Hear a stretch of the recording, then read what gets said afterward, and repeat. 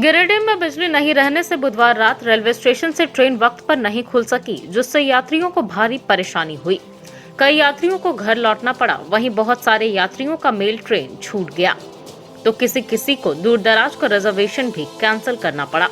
बताया गया कि गिरिडीह जिले में इन दिनों बिजली की कटौती बहुत बड़े पैमाने पर हो रही है। आलम यह है कि घर तो छोड़िए, ट्रेन चलने के लिए भी इलेक्ट्रिसिटी समय पर उपलब्ध नहीं हो पा रही है। परिणाम स्वरूप गिरिडीह रेलवे स्टेशन से ट्रेन समय पर नहीं खुल पा रही है, जिसके वजह से यात्रियों को काफी समस्या इस कड़ाके की ठंड में हो रही है।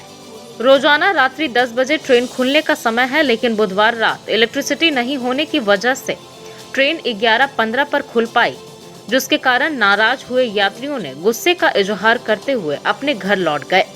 ट्रेन समय पर नहीं खुलने की वजह से सैकड़ों यात्रियों को घर वापस लौटना पड़ा। बता दें कि बहुत सारे यात्रियों को मधुपुर से मेल ट्रेन पकड़ना था, लेकिन समय पर नहीं खुलने की वजह से उन्हें अपना टिकट कैंसिल करवाकर घर वापस लौटना पड़ा, तो बहुतों को रिजर्वेशन सीट भी कैंसिल करवानी पड़ी। आगे भी यही स्थिति बनी रही तो रेलवे को भारी राजस्व का नुकसान होगा ही, साथ ही गिरिडीह वासियों को भी काफी कुछ झेलना पड़ेगा। आज गिरिडीह के ट्रेन से मधुपुर जाने के लिए आए। वहाँ से हम लोगों का मेल ट्रेन था, जिसमें रिजर्वेशन था। और यहाँ आने के बाद जब ट्रेन खुलने का टाइम हुआ तो बताया गया कि ऑटो कट होने के कारण बिजली से ट्रेन की सेवा बाधित है।